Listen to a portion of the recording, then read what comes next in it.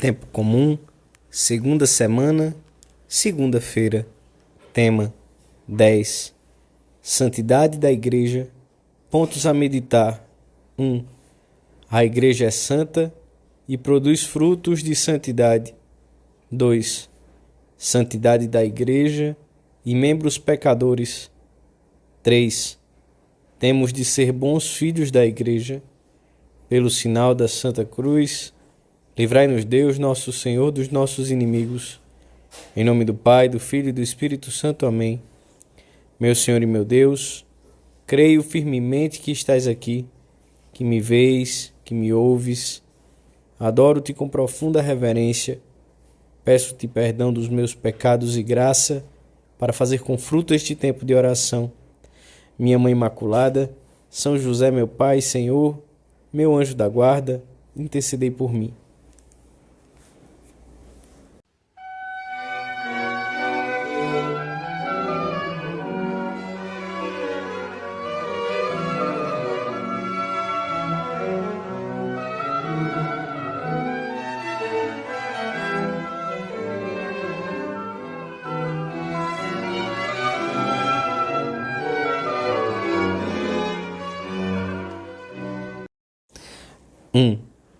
O Antigo Testamento anuncia e prefigura de mil formas diferentes tudo o que se realiza no Novo.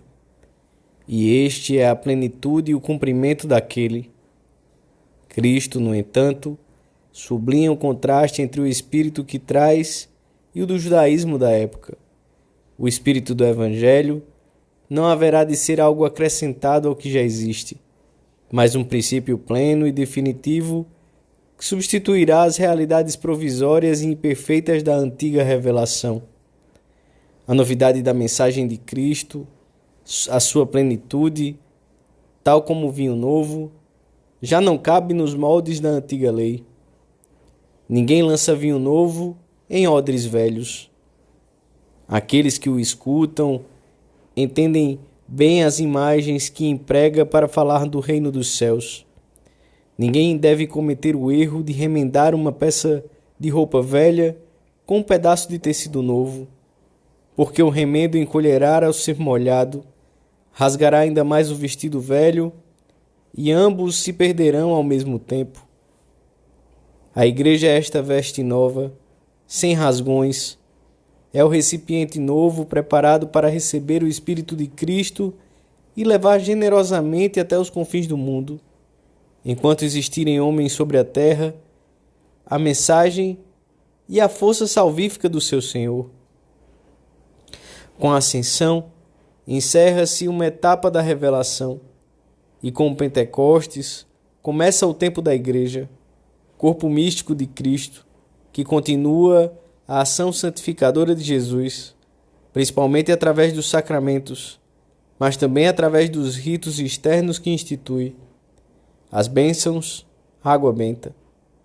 A sua doutrina ilumina nossa inteligência, dá-nos a conhecer o Senhor, permite-nos relacionar-nos com Ele e amá-lo. É por isso que a nossa Mãe Igreja jamais transigiu com o erro em questões de fé, com a verdade parcial ou deformada. Esteve sempre vigilante para manter a fé em toda a sua pureza e ensinou-a pelo mundo inteiro. Graças à sua fidelidade indefectível, pela assistência do Espírito Santo, podemos conhecer no seu sentido original, sem nenhuma mudança ou variação, a doutrina que Jesus Cristo ensinou.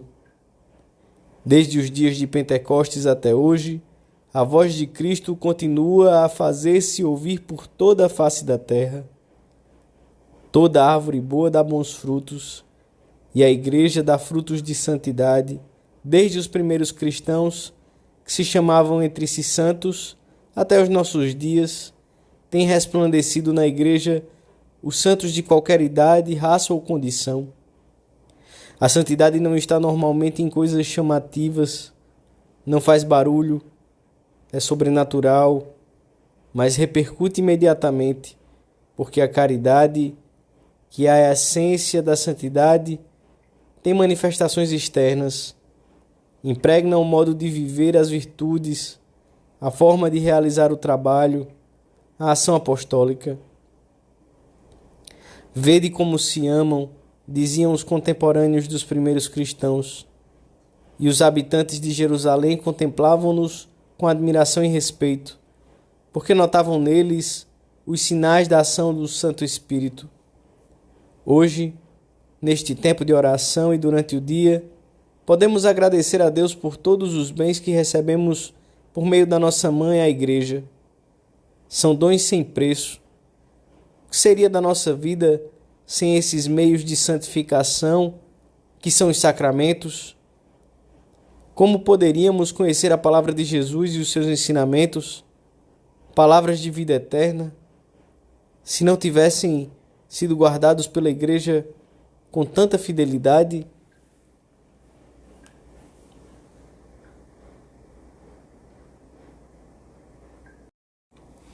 Dois.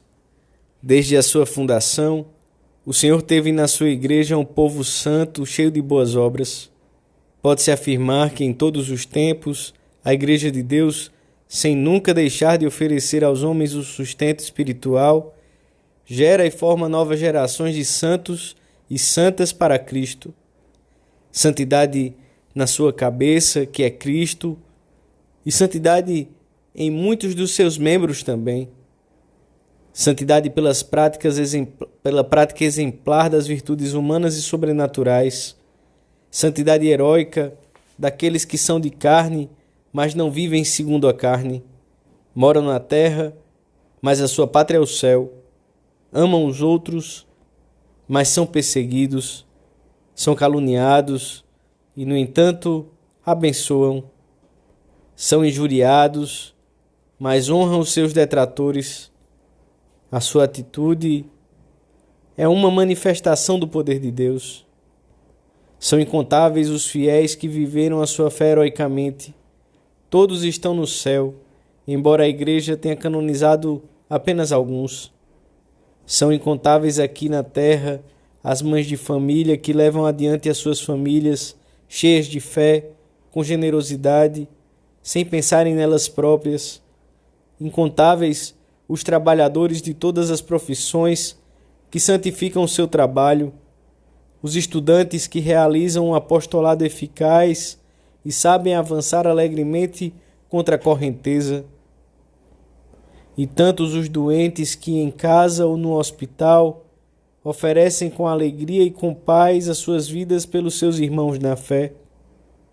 Esta santidade radiante da Igreja fica velada às vezes pelas misérias pessoais dos homens que a compõem, mas por outro lado, essas mesmas deslealdades e fraquezas contribuem para manifestar por contraste, tal como as sombras de um quadro realçam a luz e as cores, a presença santificadora do Espírito Santo na Igreja, que a mantém limpa no meio de tantas debilidades.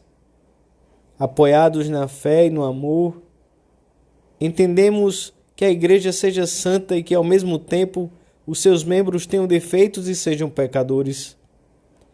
Nela estão reunidos bons e maus. Está ela formada por uma diversidade de filhos, porque os gera a todos na fé, mas de tal maneira que não consegue conduzi-los a todos, por culpa deles, à liberdade da graça, mediante a renovação das suas vidas. Não é razoável, portanto, e vai contra a fé e contra a justiça, julgar a Igreja pela conduta de alguns dos seus membros que não sabem corresponder à chamada de Deus. É uma deformação grave e injusta que esquece a entrega de Cristo, o qual amou a sua Igreja e se sacrificou por ela para santificá-la, limpando-a no batismo da água, a fim de fazê-la comparecer diante dele cheia de glória, sem mancha nem ruga ou coisa semelhante, mas santa e imaculada. Não esqueçamos Santa Maria, São José, tantos mártires e santos. Tenhamos presente sempre a santidade da doutrina, do culto, dos sacramentos e da moral da Igreja. Consideremos frequentemente as virtudes cristãs e as obras de misericórdia que adornam e adornarão sempre a vida de tantos cristãos. Isso nos moverá a portar-nos sempre como bons filhos da Igreja, a amá-la cada vez mais, a rezar por aqueles dos nossos irmãos que mais necessitam de que nos lembremos deles.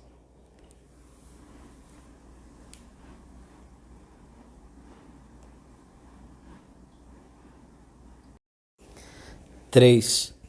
A Igreja não deixa de ser santa pelas fraquezas dos seus filhos, que são sempre estritamente pessoais, ainda que essas faltas tenham muita influência no resto dos seus irmãos. Por isso, um bom filho não tolera insultos à sua mãe, nem que lhe atribuam defeitos que não tem, ou que a critiquem e maltratem.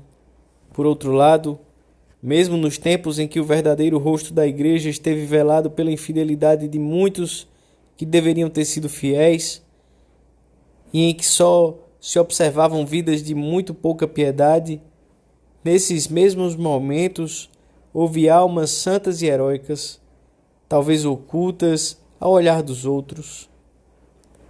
Mesmo nas épocas mais obscurecidas pelo materialismo, pela sensualidade e pelo desejo de bem-estar como a nossa, sempre houve e há homens e mulheres fiéis que no meio de seus afazeres foram e são a alegria de Deus no mundo. A Igreja é mãe, a sua missão é gerar filhos, educá-los e dirigi-los, guiando com cuidado maternal a vida dos indivíduos e dos povos. Ela, que é santa e mãe de todos nós, proporciona-nos todos os meios para conseguirmos a santidade. Ninguém pode chegar a ser um bom filho de Deus se não acolhe com amor e piedade filiais esses meios de santificação, porque não pode ter a Deus por pai quem não tiver a Igreja por mãe. Por isso, não se concebe um grande amor a Deus sem um grande amor à Igreja. Se a Igreja é por vontade de Jesus Cristo mãe, uma boa mãe, nós devemos ter a atitude dos bons filhos. Não permitamos que seja tratada como se fosse uma sociedade humana, esquecendo o mistério profundo que nela se esconde. Não queiramos sequer escutar críticas contra sacerdotes, bispos. E, se alguma vez virmos erros e defeitos naqueles que talvez devessem ser mais exemplares, saibamos desculpar, ressaltar outros aspectos positivos dessas pessoas, rezar por elas e, se for o caso, ajudá-las com a correção fraterna, sempre que nos seja possível. Amor com amor se paga. A Igreja oferece-nos continuamente os sacramentos, a liturgia, o tesouro da fé que guardou fielmente ao longo dos séculos. Olhamos para ela com um olhar de fé e de amor, que quer traduzir-se em obras. Terminamos a nossa oração invocando Santa Maria, Mater Ecclesiae, Mãe da Igreja, para que nos ensine a amá-la cada dia mais.